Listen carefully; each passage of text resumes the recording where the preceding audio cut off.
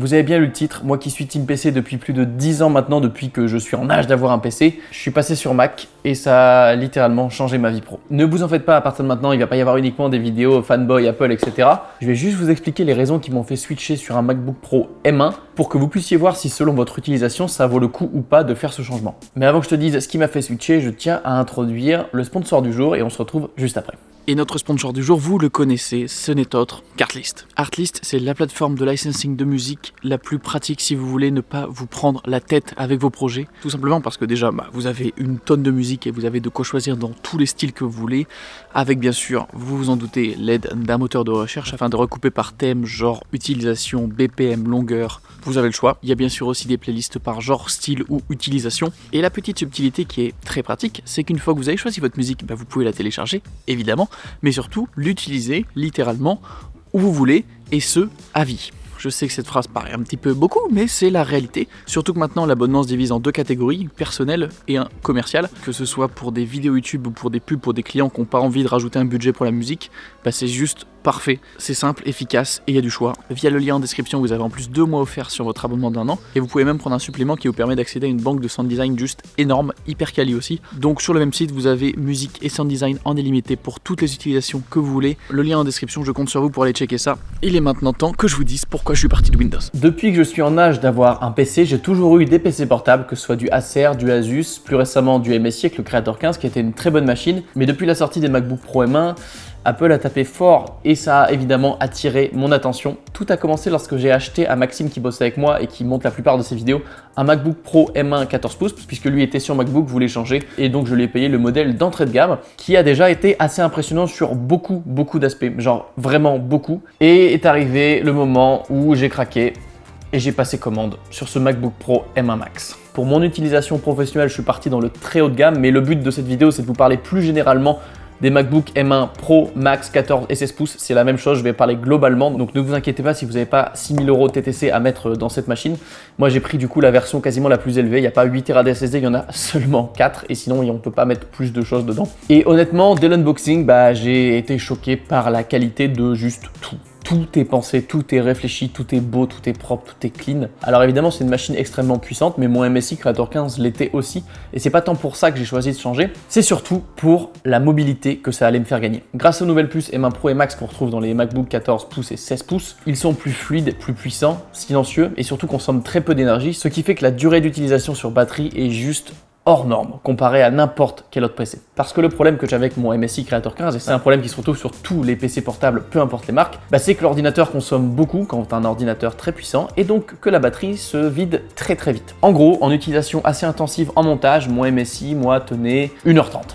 Voire 1 heure. Autant vous dire que c'est pas suffisant et que c'est pas possible clairement de travailler de manière mobile avec une si petite durée de vie de batterie. Mais c'est pas que pour MSI, c'est le problème a toujours été là. J'ai eu 4-5 PC portables, ça a toujours été le même souci. Si tu fais quelque chose qui consomme peu d'énergie, tu feras 4, 5 heures, peut-être 6 heures. Si tu fais quelque chose qui consomme de l'énergie, j'ai jamais dépassé 2 heures sur un PC neuf, jamais. Alors que sur ce MacBook M1 Max, que j'utilise depuis maintenant plus d'1 mois et que je vous ai caché, c'était un petit peu long parce que dans toutes les stories et tout, je peux pas le montrer. J'arrive à tenir sur batterie en montage tranquille quasiment 6 heures, en montage intense genre sur des fichiers RAW un peu plus de 4 heures. Avec luminosité à fond, puissance à fond, pas d'économiseur, rien du tout. Et juste ça change tout. Je l'ai testé pendant 1 semaine à Montréal en me posant dans des cafés, en bossant à l'aéroport, en testant aussi dans le train, même en voiture et j'ai été plus que conquis. Ça peut vous paraître anodin de parler uniquement de durée de vie de la batterie, mais c'est quasiment pour moi, après la puissance évidemment même, le critère le plus important. Parce que c'était pesant et ça m'empêchait de travailler, de devoir constamment trouver une prise.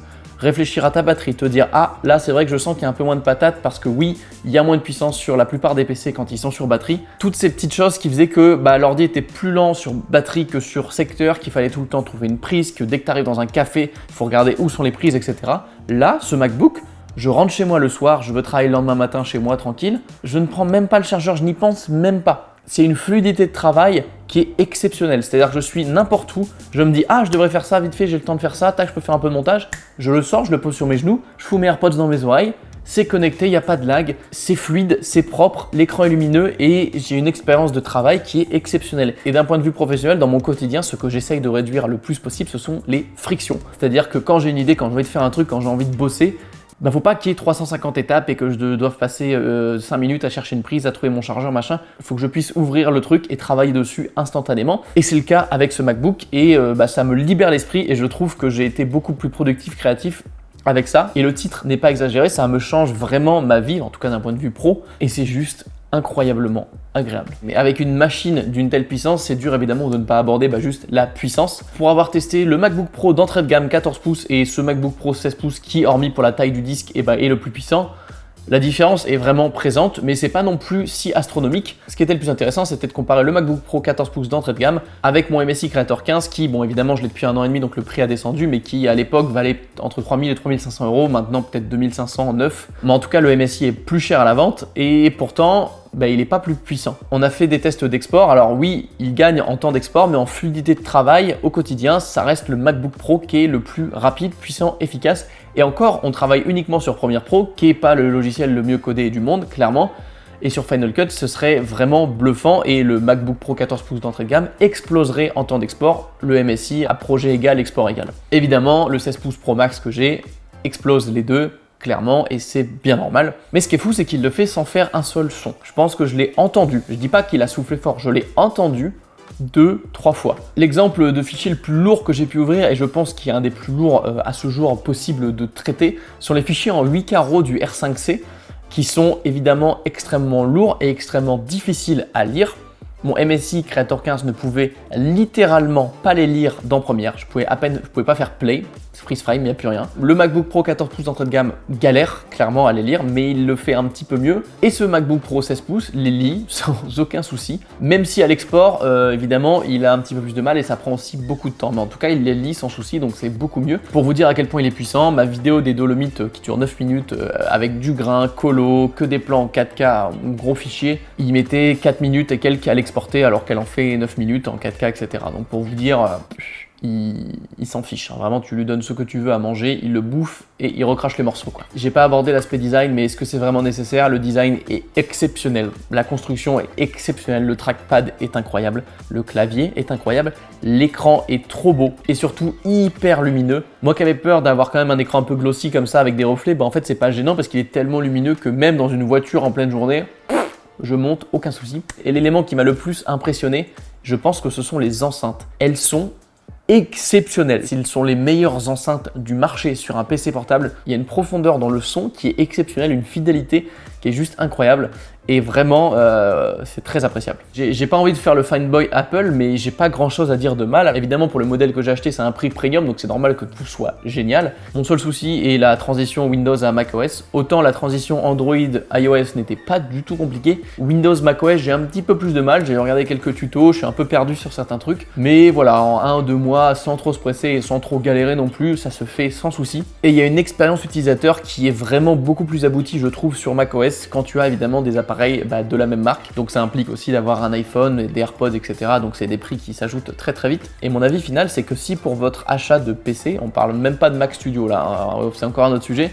mais pour un PC portable, si vous avez le budget pour prendre le MacBook Pro 14 pouces le plus basique, je vous conseillerais limite d'y aller en fait et de pas regarder chez PC pour faire des tâches créatives. Pour un besoin de mobilité, les MacBook Pro M1 Pro et Max seront vraiment meilleurs. Évidemment, si vous avez le budget de monter sur une M1 Max, etc., ça sera toujours mieux. Et l'idée, c'est que moi, ce Mac actuellement, il est vraiment hors norme comparé à ce que je fais. J'en ai pas besoin, j'ai pas besoin d'autant de puissance. Mais le truc, c'est que dans 2 ans, il sera toujours hyper puissant. Et j'aurais peut-être changé de caméra, je serais peut-être sur un truc plus élevé. Mais en fait, il mangera toujours tout ce que je lui donne sans aucun souci. Et c'est pour ça que j'ai pris le modèle le plus haut. Autant avant la sortie de ces MacBook M1 Pro et M1 Max, on pouvait discuter le fait que peut-être que les MacBooks, c'était pas ce qu'il y avait de plus optimisé.